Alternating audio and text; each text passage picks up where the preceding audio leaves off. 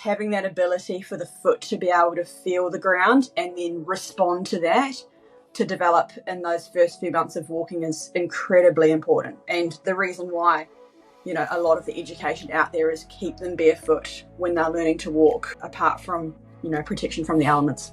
And that doesn't change either going forward. So when that kid goes into a cushioned shoe where they can't feel the ground at 3, you'll notice a heavier stride, because until that point, they've been so used to getting some feedback from the ground, feedback from their environment. And that sole of the foot is like another sense where if they're walking through an environment, they're seeing things, feeling things against their skin, hearing, smelling, tasting. And if the feedback from their foot is not matching up with what's coming into them from their environment otherwise, it's like confusing the nervous system. If they can see that they're on a hard, gravelly surface, but they're not feeling it, this is adding complexity to their ability to move that's not necessary. Welcome to the Restore to Explore podcast from the Foot Collective. We're on a mission to empower humans to restore their natural health and function from the ground up, so we can all explore movement and life with freedom and confidence. Okay, hi everybody. Thank you for joining us today. I'm with Chloe May Bennett and Andy Bryant, and the topic we're going to dig into today is children's feet and children's shoes. So I thought this was a good conversation to dig into with the two of them because as Chloe May was reviewing some children's shoes for us, and we started this project called the TFC Little Paw Project, where we wanted to partner with shoe brands who are designing natural shoes for children's feet. And as you can imagine, that can be a very confusing topic, and I couldn't find a ton of information. And Andy Bryant Andy Bryant and Chloe May Bennett are both natural podiatrists out of Australia, but they're also both parents, which is probably even more important than what they do for a living. But Chloe May has a 2.5-year-old, and Andy, you have one girl? No, there's Lucy's 16 and Jeremy's 14. Okay, so you have Lucy and Jeremy, teenagers. Yeah. So we have the spectrum, not only of your 20 plus years experience in the field, Chloe May's background and her experience in the field. You're both parents of children with feet. And Andy has been, I think you've been interviewed by the TFC Audio Project 3 times with Nick St. Louis, at least twice with Jim and Mac.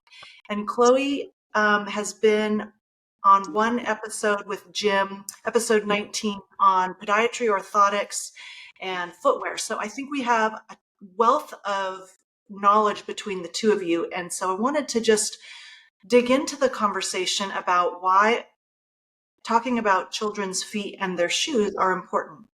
And let's just start there. Well, thanks for having us, Ruth. And good to chat with you, Chloe May. Yeah. I think it's a hugely important topic because mostly because if we start people out right with their children's footwear, it can translate to it's untested, but a lifetime of better foot health and better musculoskeletal health as well, like all the way up the chain, So I think that's why it's so important to get this right to start with. So, I'm glad we're having this conversation.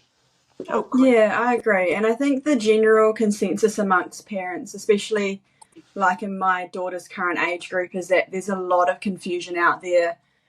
Obviously, as parents, we want to do the right thing for our kids.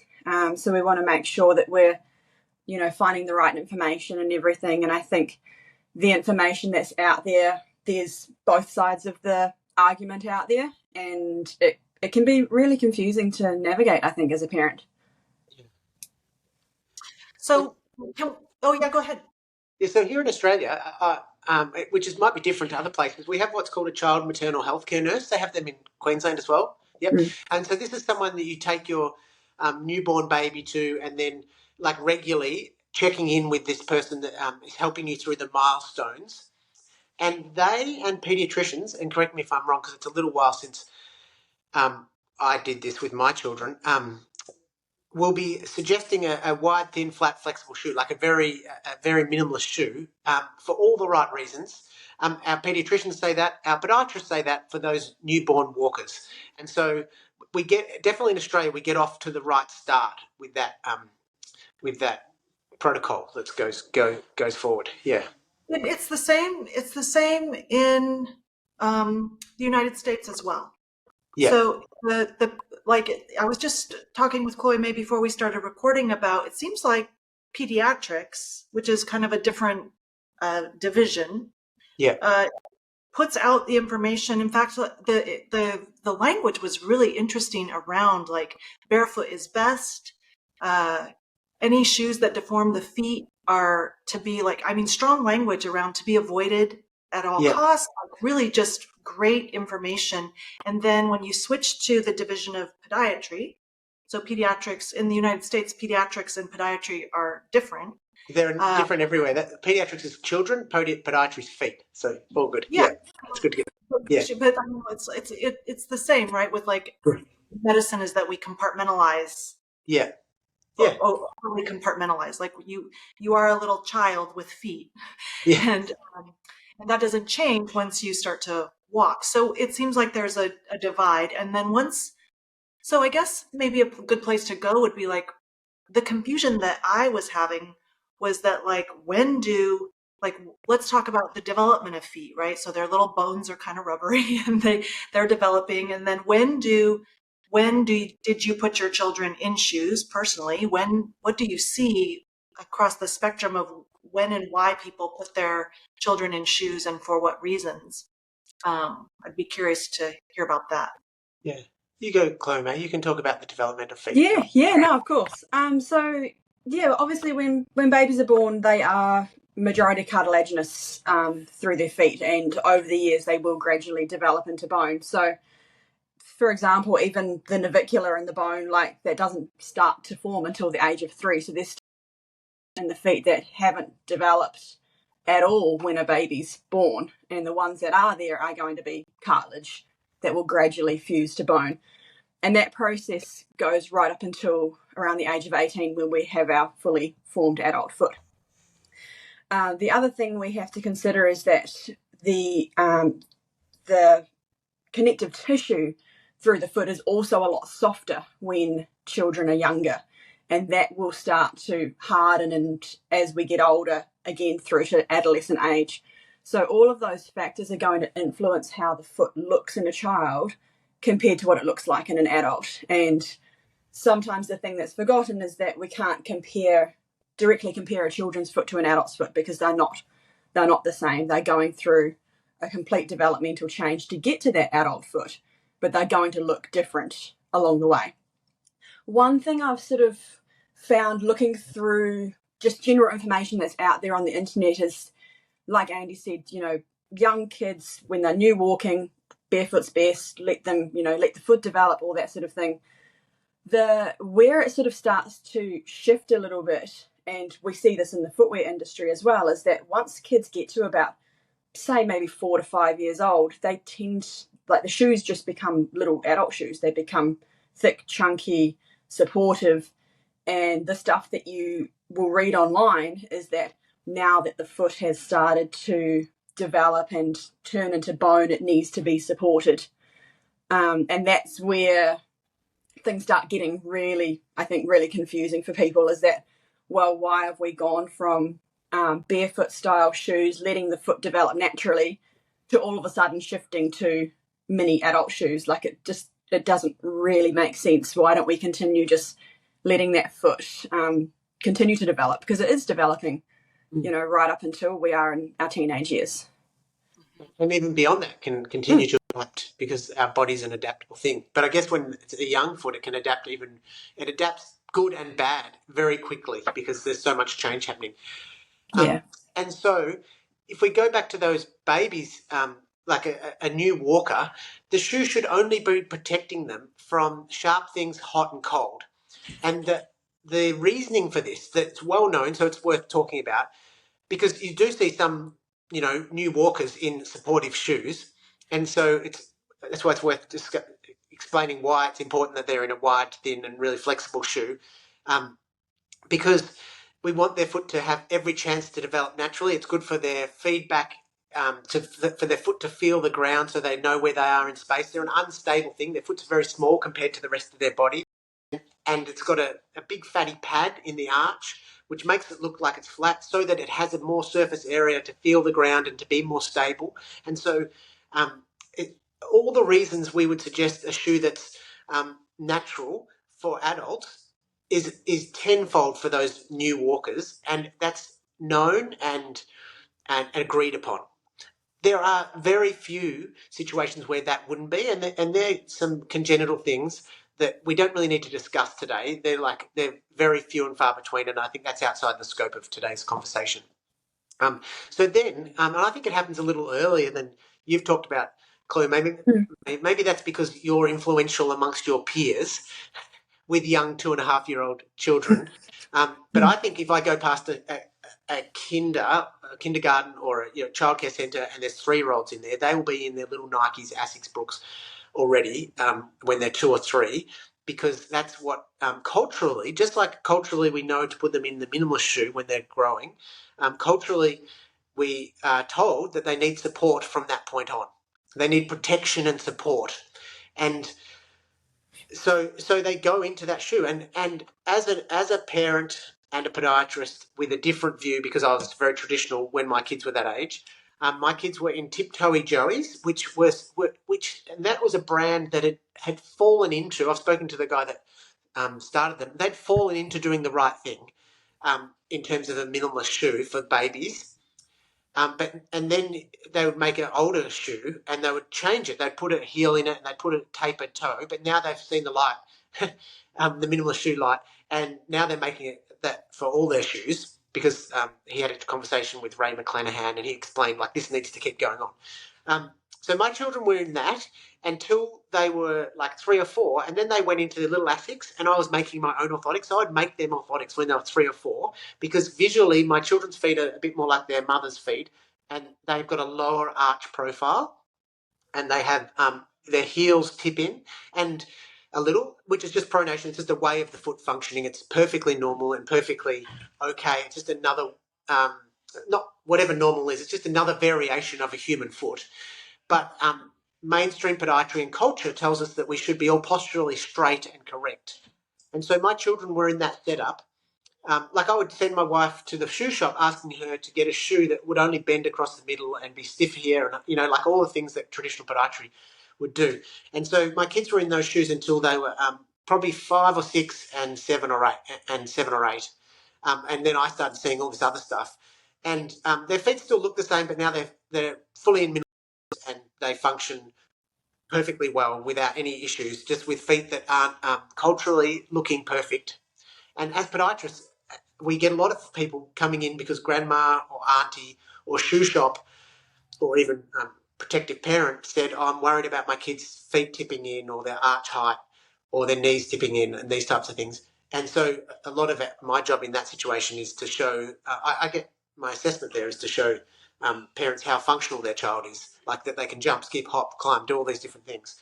And they're not in any pain and it's all fine. It's nothing to do with their foot shape. Just let's embrace this. And so that's my little story, and where I'm really passionate about and what I want to get across today is what can we do to those 2, 3, 4, 5-year-olds to keep them in a shoe that keeps them their foot able to develop in its own way without having the negative effect of what other shoes do.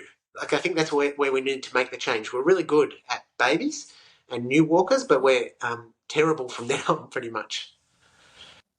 So I have a question for both of you that I'm really curious about with regards to natural footwear for children and design, right? Because it seems to me that, and I guess this is kind of like calling the shoe designing out, not calling people out, but being aware about if we're going to go down the rabbit hole of building a shoe for a child, that there seems to be shoe lasts for children that have a heel to toe ramp in there that's about 2 to 3 millimeters. That seems like standard. So I know when I know, like, I love my Paluva shoes that are like five finger Paluvas. When I first put them on, I had never been, since I've been wearing natural shoes, I had never been in a heel to toe ramp. I put them on, they felt good, but it was weird because I could feel a little lift. I could feel a little wedge. It turns out that there's probably like 2 to 3 millimeters in the adult shoe.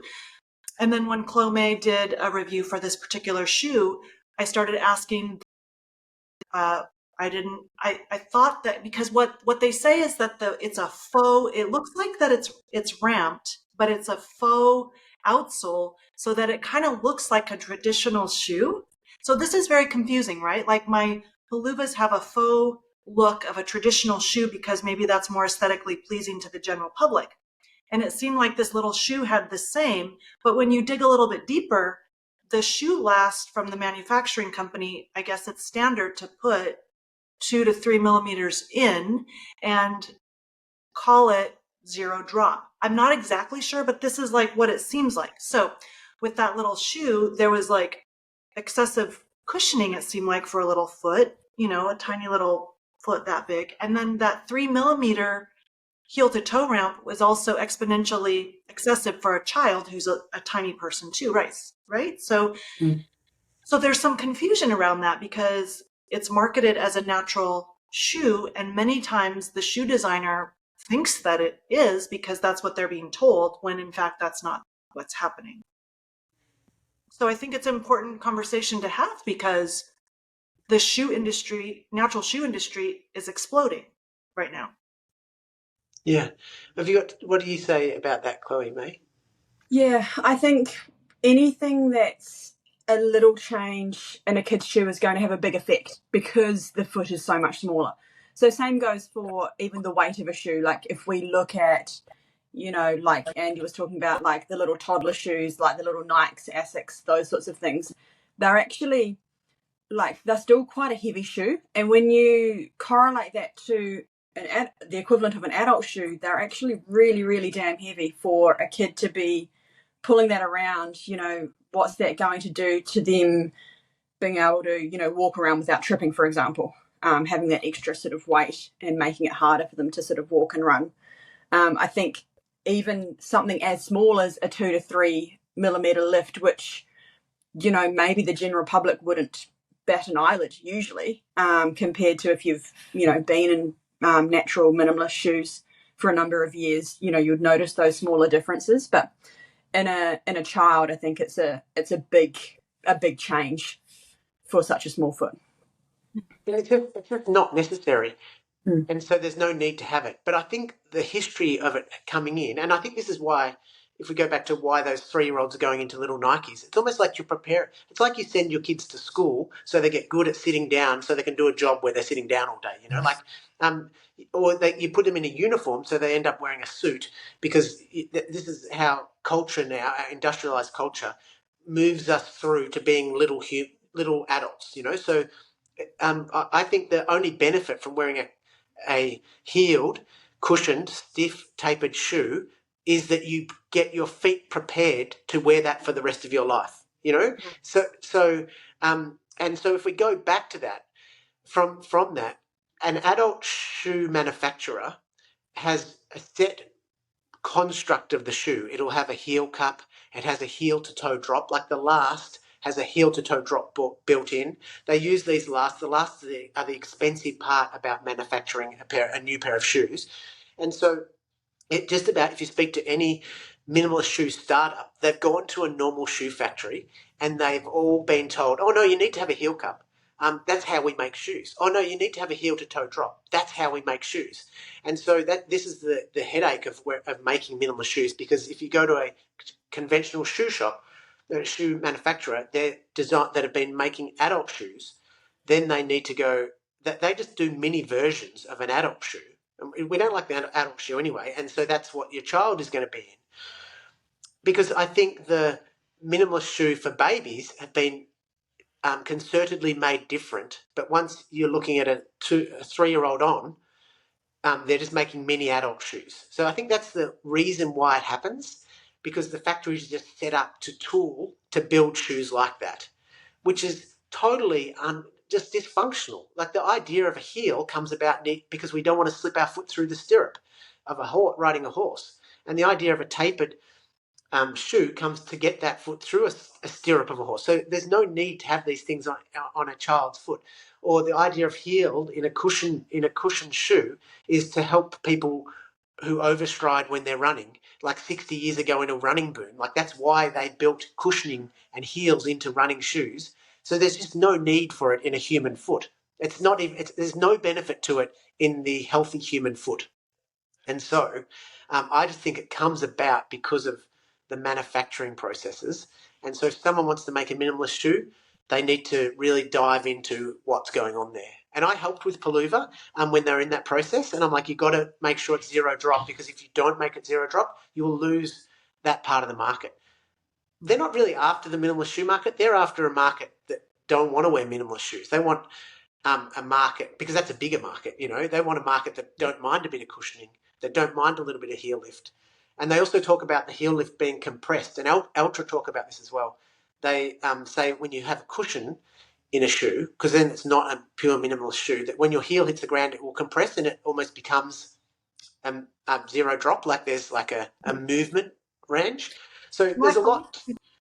I find that to be true with the Paloozas. I play tennis in those, and they work great, but they're a tool for a certain sport. And then that's right. Yeah. But you compress, and I mean, I think I started asking myself questions like, am I having a blind spot? Am I being too rigid in my thinking? Because I have been wearing those that I think Palooza says it's like 1 to 2 millimeters. I never noticed it one time, and then I haven't had my feet and my knees and everything that usually hurts feels great when I play. So I was thinking that I must be like being too rigid, until it comes to the children's shoes where there's just like this blurring line. And I guess the lasts, in order to create a truly zero drop last, is rather expensive, is what I'm gathering, right? So when a natural shoe company wants to design a shoe that is truly zero drop, then I must, tell me if I'm wrong, but like you must be incurring an extra expense to create that last the way that you want it. Yeah, it's very expensive, I think, very expensive.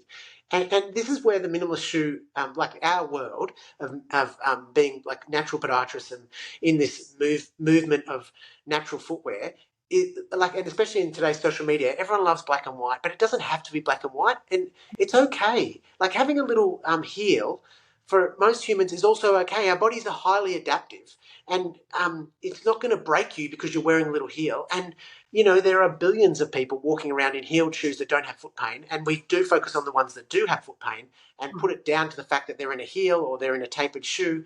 But the human body is highly adaptable, but also can be super sensitive. Like you'll notice the 2 mils. Like similarly, like if I'm on my bike and someone's moved the saddle half a centimetre, I know about that half a centimetre because I'm so in tune with that position. And so we can become overly sensitive, and I'm all for creating a body, and the Foot Collective talk about this perfectly, and feet that have foot freedom. And that means being able to just do what you want because your feet are up to it, and you can do it in any shoe pretty much. You're not needing your orthotic and your shoe and your heeled shoe because, and so that's the goal for my clients. And I think with kids, they're more likely to have that happen if we just let their foot develop naturally. Because if you start putting them in a heel and cushioning and stiffness from an early age, they just get accustomed to it. And then it's like the biggest issue with minimalist footwear is people transitioning. We wouldn't have a transitional argument if people never left their minimalist footwear. Maybe everyone starts in minimalist footwear and then until they're 3, and then they develop for the next 15 years in conventional footwear, and then have all the trouble going back to minimalist footwear. Then I would say Chloe May and I would be almost out of a job if we all stayed in minimalist footwear throughout. We would have far more functional feet in our society. I don't know how I got into that, but No, it's true though. It is true. We wanted to take a quick break from the episode to let you know about our ultimate free foot health resource. If you're listening, you've probably already started the journey towards improving your foot and movement health, but if you're still wearing conventional shoes most of the time, that's anything cushioned, heeled, narrow or rigid, It's kind of like taking one step forward and 2 steps back. Knowing what shoe is right for you, though, can be super confusing. That's why we made the Guide to Foot Freedom. We've taken everything our team of foot health experts have learned over the years and synthesised it into one handy manual, packed with all you need to know about unleashing the natural power of your foundation. You'll learn how to understand your feet, the truth about modern footwear, the 5 F's for finding natural footwear, plus a step-by-step guide with training videos to help you assess your foot function and improve it so you can safely and seamlessly transition into shoes that will finally give your feet freedom. The best part is, like I said, it's absolutely free. Just head to thefootcollective.com and click Learn to find the free ebook, The Guide to Foot Freedom. You'll find the link in the show notes. Now back to the episode. No, it's true though. It is true. I mean, Bennett talks a lot about that. Like the idea is to put ourselves out of business, because we are helping people to get educated about what they can do to be healthy from starting with your feet. And I guess Chloe May and Andy, I wanted to talk to you then about, so we at the Foot Collective, we use the 5F criteria to determine the range, and we're adamant about saying that there's no right or wrong, right? It's just a spectrum. And what are you using your shoes for tools wise? And what are you trying to get? What are your goals for using your awesome human machine, and what do you want to do with your feet? And then how are you going to choose your tools, like your shoes, accordingly?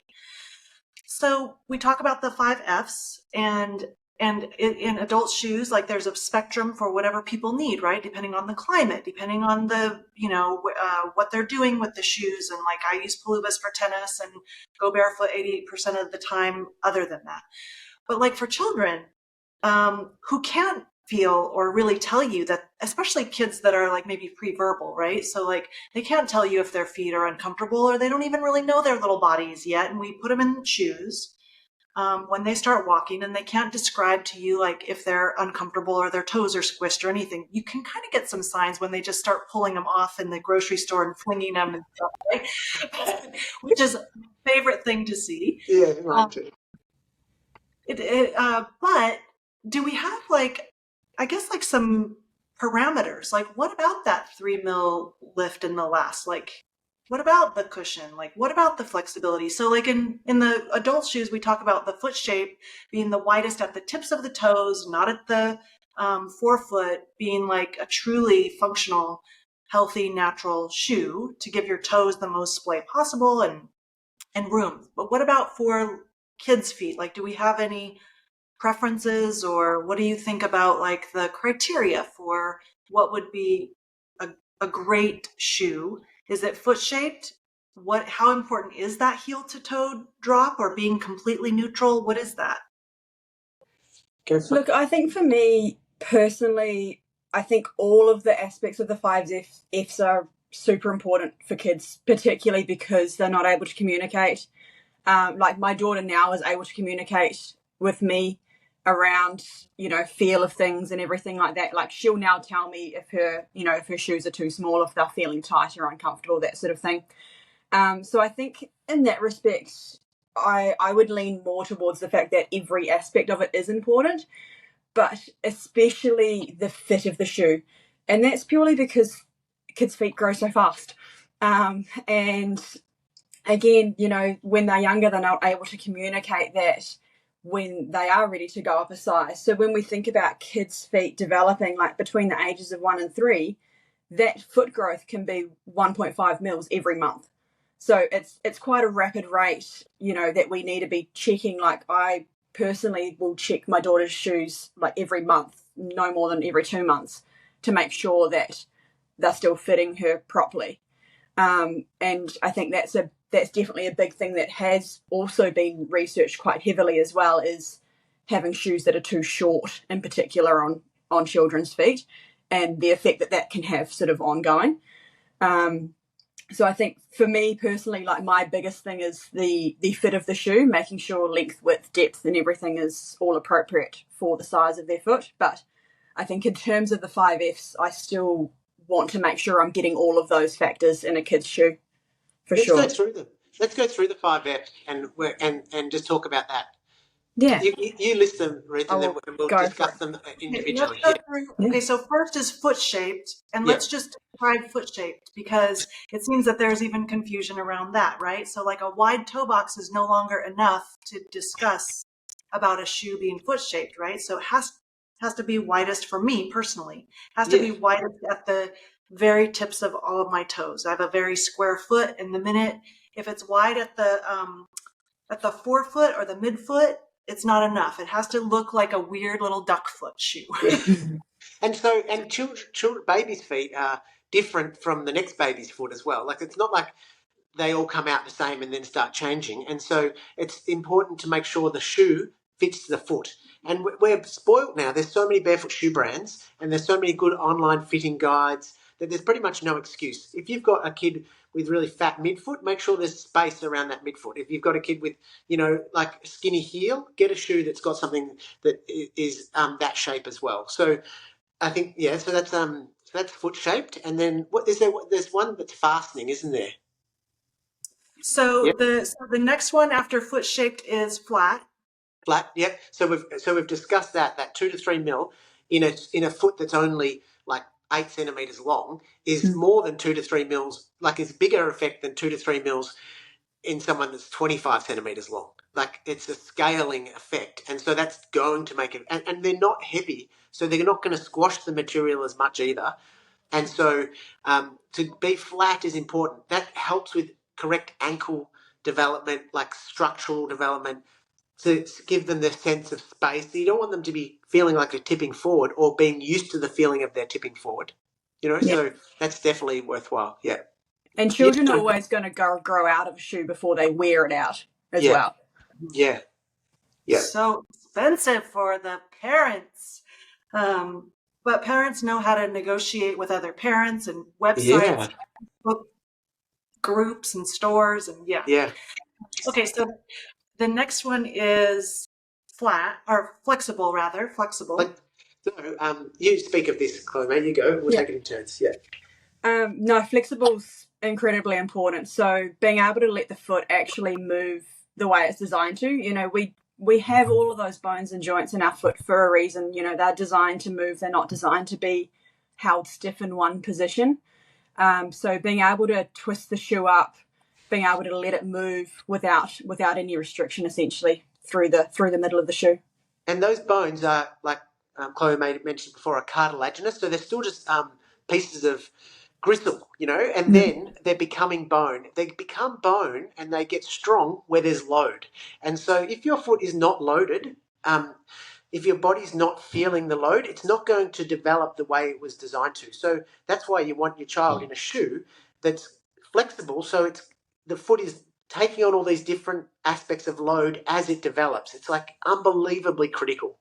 It's not fully bone until they're 18. So this is happening like right through that phase. Courtney Connolly was speaking the other day about a part of the inside of the ankle that really develops up until the age of 8, and how important there's a little groove there that attaches onto a muscle, and it's so important that muscle gets a strong attachment, and that happens if you've let the foot feel everything, whereas if you not feel everything, move. Whereas if your foot is not moving, you're not getting that strong muscular attachment to the bone. So that flexible is so super important in terms of the kid's foot. Yep. Next is feel. So feel is another way of saying how much cushion between the bottom of the actual sole of the foot and the ground. Yeah. Give it to us. Go for it, Chloe. You go. This I found quite interesting. I sort of almost tested it out a little bit with my daughter when she was learning to walk. So she was about 11 months when she started walking, and obviously we kept her predominantly bare feet for that time. But we did happen to have some sample shoes of various brands lying around, some obviously being very, very thin with no sort of cushion underneath, and others having a little bit more. And just watching her try and maneuver walking and having something that gave her less ground feel made her trip over more. And I mean, yes, that's an N equals 1 type situation, but fascinating to watch the difference between having a child who's newly walking going from completely barefoot to a minimalist shoe that has very little underneath it, so they're still getting that ground feel, compared to a shoe that then has a tiny bit more. And I mean, in a kid's shoe, it can be as little as just a few mils that makes that difference as well, again, because the feet are so small. But having that ability for the foot to be able to feel the ground and then respond to that, to develop in those first few months of walking, is incredibly important. And the reason why, a lot of the education out there is keep them barefoot when they're learning to walk, apart from, protection from the elements, etc. And that doesn't change either going forward. So when that kid goes into a cushioned shoe where they can't feel the ground at 3, you'll notice a heavier stride, because until that point they've been so used to getting some feedback from the ground, to feedback from their environment, and that sole of the foot is like another sense where if they're walking through an environment, they're seeing things, feeling things against their skin, hearing, smelling, tasting, and if the feedback from their foot is not matching up with what's coming into them from their environment otherwise, like if they can see that they're on a hard gravelly surface but they're not feeling it, this is adding complexity to their ability to move that's not necessary. It's actually it's like confusing the nervous system. Like our foot is meant to feel and match up with what else is going on. And then as they develop, and the analogy or the mental image that I love to talk about here is of a group of 10-year-old boys running up and down a basketball court. They've all got their Nike Air Jordans on. Like just about every child is running around in that shoe when they're on the basketball court. This is on like a Saturday morning, they're playing sport, and you go into one of those stadiums and it's like a herd of elephants going up and down a basketball court. There's 10 of them because there's 5 on each team, racing up and down, bang, bang, bang, bang. And then you watch those same children. You could get the very same 10 children, and you take them to the swimming pool that afternoon. It's a warm summer afternoon, and there's a sign up saying don't run, but someone's got, some icy poles at the other end of the pool. And you ask those 10-year-olds to get to the other end of the pool as quickly as possible, you will not hear a thing. They are light as feathers on a concrete surface with bare feet.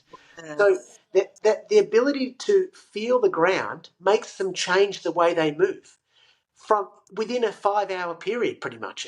And I've even seen it on a treadmill with someone that didn't know this theory when they put on a minimalist shoe and then put on a pair of shoes with cushioning, and it changes their stride because your brain goes, oh, this is going to hurt if I land like I usually land, And so if we have our children learning poor running mechanics or poor moving mechanics, not just running, because they can't feel the ground, this is why having that thin sole is so, so, so important. And my son's a good example. He was playing when I was getting to minimalist shoes. I got him a pair of Converse Cons because if you go back to 1980, every basketballer was running around in Converse, Chuck Taylors. They have a minimal amount of cushioning. They're like a sand shoe. They were the sand shoe of the time. Like if you go back to runners in like the early 60s, they were running around in sand shoes as well, like Chuck Taylor shoes. But then, the running boom came in and we got cushion into our shoes. And then Nike wanted to get into basketball, so they put Michael Jordan in the early 80s into a cushioned basketball shoe. And now every basketballer needs a cushion on his shoe. But until 1980, everyone was running around and performing at an elite level in a shoe with very little cushioning and no ankle support and nice and light on their feet. And so, my son, when he started into minimalist shoes, I got him in Chuck Taylors, and he was light on his feet. And then he went into Vivos around a basketball court. And I get this asked a lot. My kid's in Vivos all the time, but now he's playing basketball, mostly from mums. They'll say, I don't want him to go into those heavy shoes, but his dad's worried about his feet.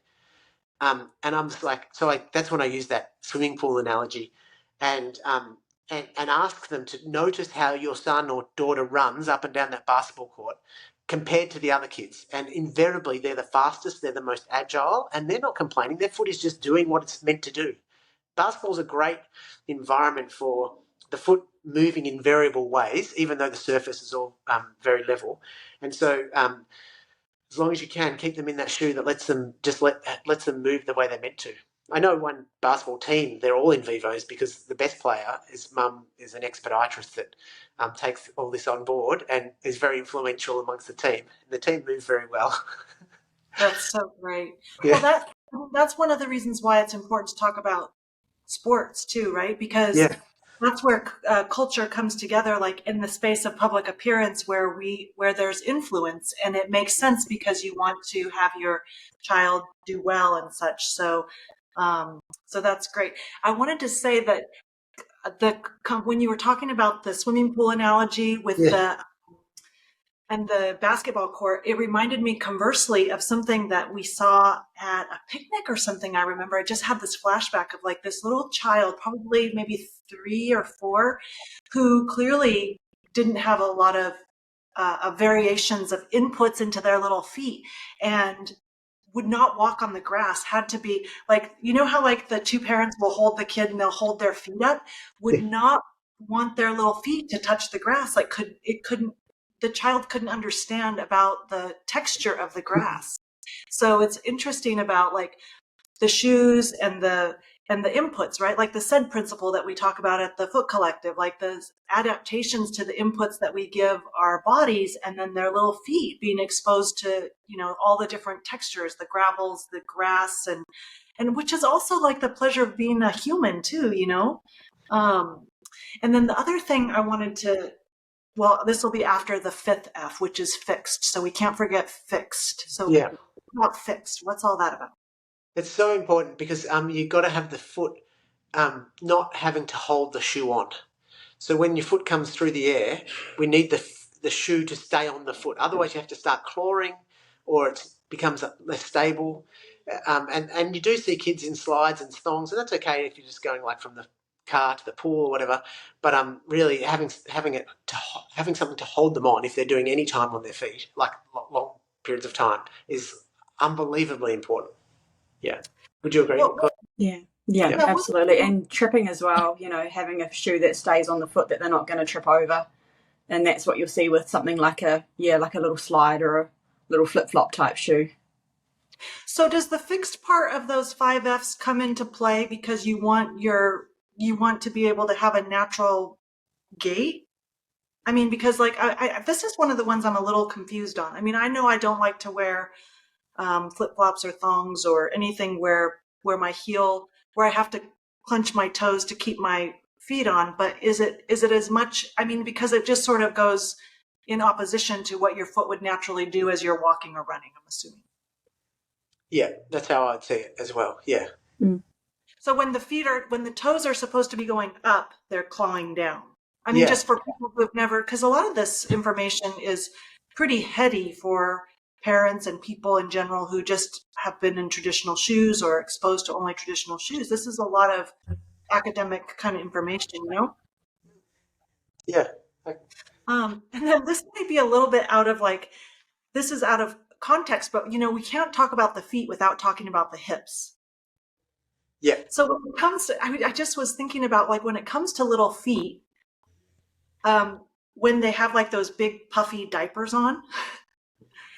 So like I noticed that I have a group of moms who are my friends who keep their children like barefoot and like had little tiny cloth diapers on. And then I have this other contingent of moms who want their kids in regular shoes because they're cute and they need to be dressed. And then they have like these big old diapers on, which I realized kind of affects the way that their hips move.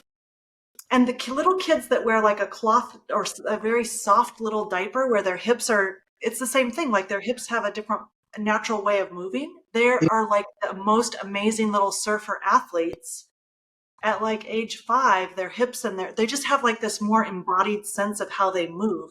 So I don't know if you had any feedback about like feet. I know that your realm is podiatry, but really like the hips too, right? Even when we're talking about little kids and like what we expose them to as far as like clothing and shoes and stuff. I guess like they're not dolls, they're humans. Yeah. As a parent, I was not thinking about this at all, so I can't really speak of it. But Yeah. if I was a new parent again, I'd be definitely thinking about it. But Chloe, May, you've got the real life thing version there.